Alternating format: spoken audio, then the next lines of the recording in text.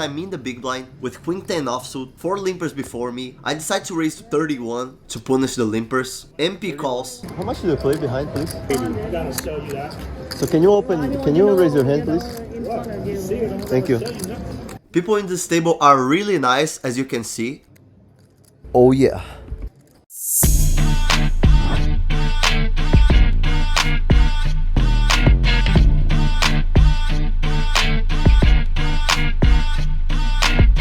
I'm all in.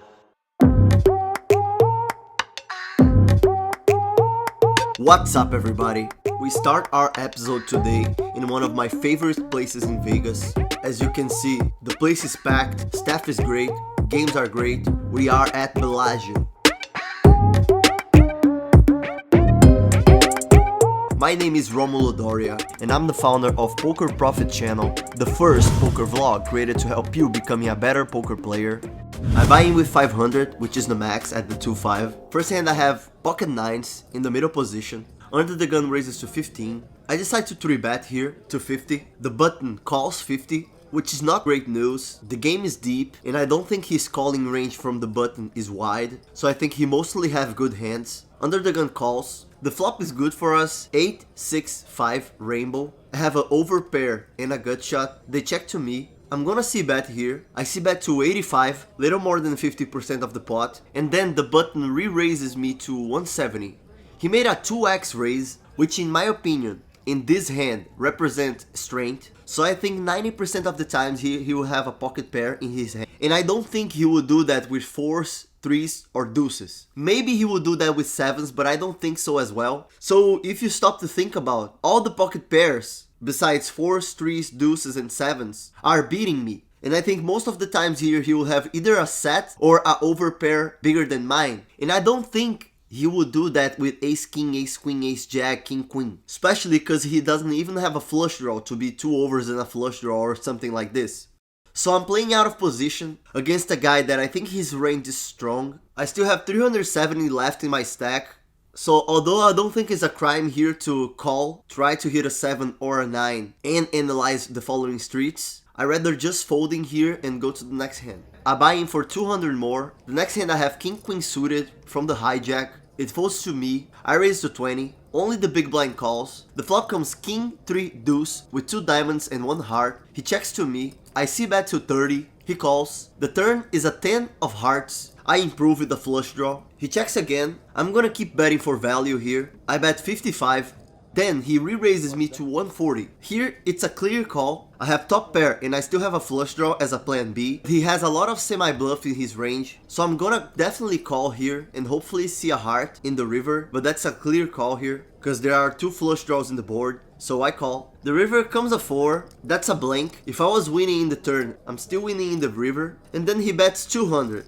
I felt strength from him in this bet. There are some people that usually when go for value, instead of putting a lot of chips in the pot, they just throw a few chips of $100, for example, just like he did. But still, is a 200 call for a $582 pot. There will be some missed flush draws from his part, like ace X suited from hearts or diamonds. I'm not blocking any one of those hands, so I rather go with the call here, and he shows pocket 10s. Making a set in the turn, and he takes the pot. I buy in for 100 more. Next hand I have pocket 6s in the hijack. It falls to me. I raise to 20. Then the cutoff 3-bets me to 55. I got notes from him that he's not a good player. Everybody folds to me. If he was a good player, I wouldn't mind at all just folding. But because of that note, I decided to play post flop with him. So I call. The flop comes queen, jack, 7, rainbow. Not a good flop for me. I check and he checks back really fast. The turn is a queen. I don't think there are many queens in his range when he checks back,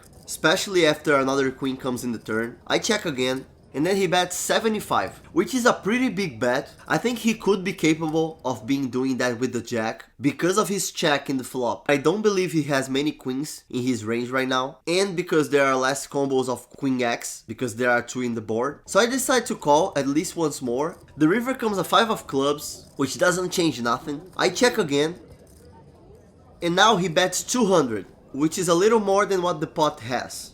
So he's pretty much saying that he has a great hand or he doesn't have nothing, which we call a polarized range. So really tough spot here. What makes me lean towards calling is that I don't think he has many queens, and I don't think he is capable of doing that with the jack, with a hand like ace jack for example.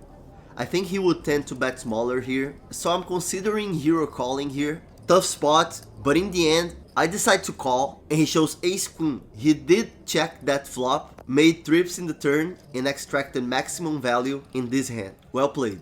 I buy in for 300 more, and what I realized after this hand, that usually when players snap check back in the flop and then bet turn and bet river, that's usually value, because if they are bluffing, it would make more sense for him to just bet flop. Let's say with a ace king, ace 10 type of hand. That is mostly what I'm beating. Those hands will not play like this. So in this hand I think I played bad. I should have just folded in the turn. But now the hand is over, and the most important thing is to learn with my mistakes. And I hope you guys can learn with that too. Next hand I have ace-5 in the under the gun. I raise to 15, and I don't like raising 15 into 5 anymore. If I'm gonna raise, I'm gonna make it at least 4x. If I have limpers on my right, I will raise bigger than 4x. So I raise 15, the big blind calls, which is a rag in Bellagio. He's Brazilian, that's why I know him. The flop comes 5, 7, 10. He checks. I'm winning many times here, so I'm gonna bet to protect my equity. I bet 20 and he calls, which is not a good sign. The turn comes a deuce of hearts, so if he called with a flush draw, he got there. He checks and I check back. The river comes a 9 of clubs, and he makes a pretty big bet in the river of 75. He is capable of doing that with many good hands, because after I check turn, I show weakness to him. So I think his range here will have many flushes, probably some 2 pairs as well. So although I would love to see what he has, I don't feel like it's a good decision to call. I decide to fold. I'm out. I don't feel like it's my day today. I cash out, losing 839 in less than an hour of game, and even after losing so much so fast, getting a view like that definitely improves my day. I clear my head, get something to eat, and go play at the Wynn.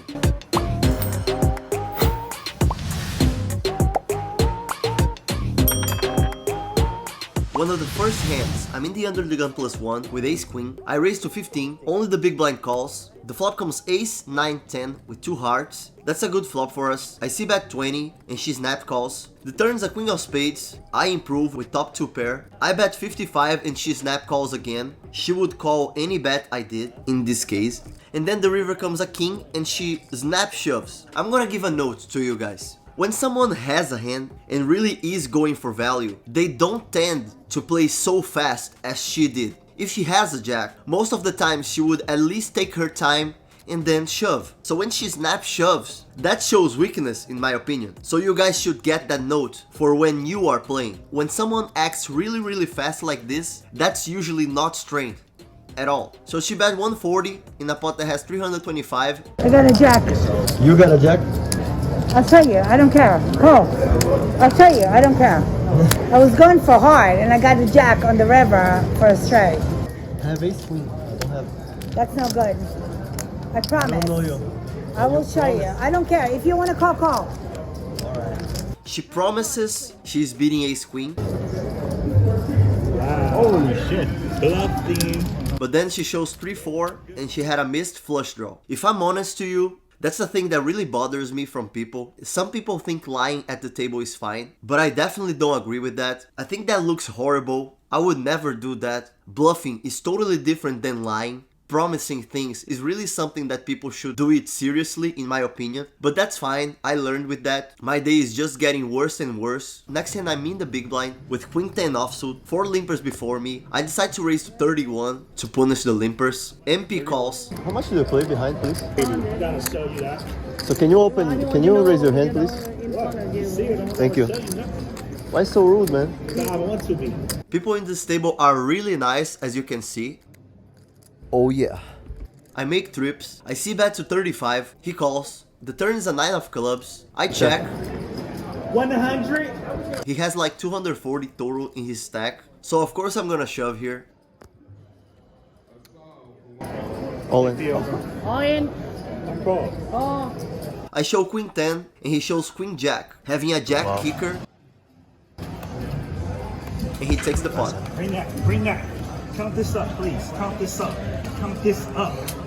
You wanna play with me, bro? I buy in for 300 more again. I'm in the low jack with ace king. Middle position raises to 10. I 3-bet to 33. Button and middle position call. So 3 players see the flop. The flop comes 3, 10, 9 with 2 spades. Everybody checks. The turn comes at 8 of clubs. Horrible card for me. I check again. Button bets 35 and I fold. I buy in for 100 more. I'm in the under the gun +1 with ace king again. I raise to 15. Cut off and big blind call. The flop is horrible again. 10, 8, 7 rainbow. Big blind leads 30 and I just fold. This hand I'm in the cutoff with king 10 suited. Hijack raises to 15. I 3-bet to 50. Big blind calls 50, which is weird. Hijacks calls as well, so 3 players see the flop. The flop comes queen, 9, deuce with 2 clubs. That's a very good flop for me. I have a gut shot and a flush draw. And I have many queen X hands, aces and kings as well. They check to me. The effective stack is 250. I bet 90 and they all fold. Next and last hand from this episode. I'm in the big blind with jacks. Many limpers at the table as usual. This game is great, guys. I'm getting punished all night long, but I definitely advise you to check it out, the 1-3 at the Wynn. I raised to 21. Only the button calls. The flop is a good one. Queen jack 10 with 2 hearts. I have middle set. I see bet to 31. The button re-raises me to 110.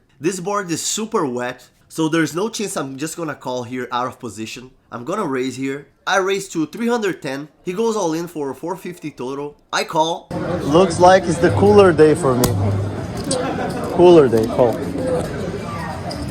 Alright, Dilo, keep me. You wanna show to be funny? Turn is an ace. River is a 3. And he shows king 6 of hearts, making a straight in the turn and winning the hand. What's up, everybody? I'm kind of reflexive here and I wanted to share that with you. Like, today was a day that I lost 1300, 1400, I don't know, I'm gonna show you in the screen. And like, there was another day that I won more than 1300, I'm gonna put here in the screen too. It's impressive how it hurts a lot more to lose this amount than it feels good to win this amount. And I wonder why our mind tricks us with that, because that's really interesting how losing hurts more than it feels good to win, you know? I'm still up in Vegas, 2,070 something hours. So I'm still making $27 an hour. That is not how much I want to make. That's not how much I usually make. But that's not bad too, to make $27 an hour playing poker.